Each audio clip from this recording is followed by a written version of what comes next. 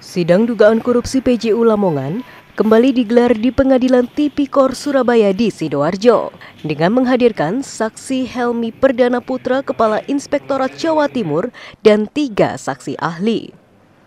Ketiga saksi ahli yang dihadirkan dalam persidangan tersebut adalah Albert Pramono dari Lembaga Kebijakan Pengadaan Barang Jasa Pemerintah LKPP, Agus Muklisin, ahli elektro dari Universitas Erlangga Surabaya, dan Rudi Haryanto dari BPKB Jawa Timur.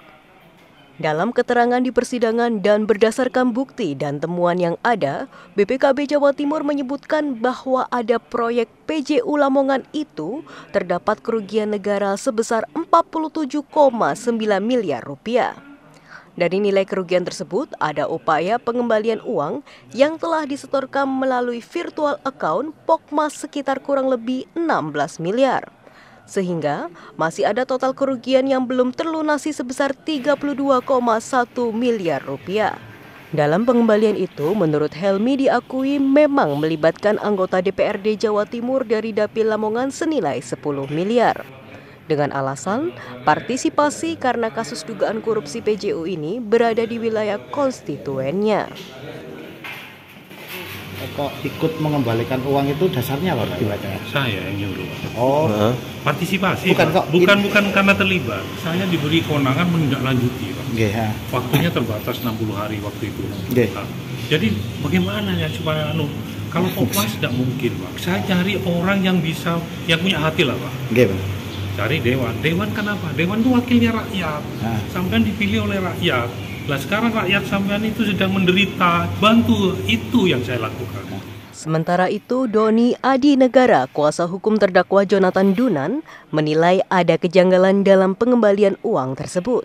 Karena dengan alasan partisipasi seorang anggota Dewan Jawa Timur mengeluarkan uangnya sebanyak 10 miliar pada apa yang tidak dia terima, sehingga tidak masuk akal.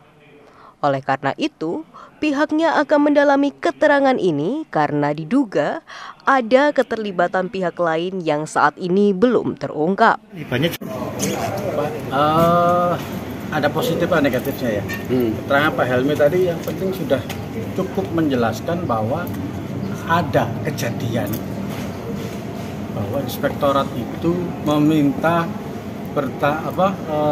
partisipasi anggota dewan itu senilai 30 miliar sekian. Kok bisa nggak dapat duit tapi mengembalikan? Saya rasa tidak wajar. Berprasangka itu ada kebohongan yang dikatakan. Sebelumnya dalam kasus ini, Kejari Lamongan menetapkan 4 tersangka kasus dugaan korupsi hibah bantuan lampu penerangan jalan umum atau PJU Tenaga Surya tahun anggaran 2020. 4 tersangka merupakan pihak swasta, yakni penyedia dan 3 orang pembantu penyedia. Dari Sidoarjo, Jawa Timur, Al Ansori melaporkan.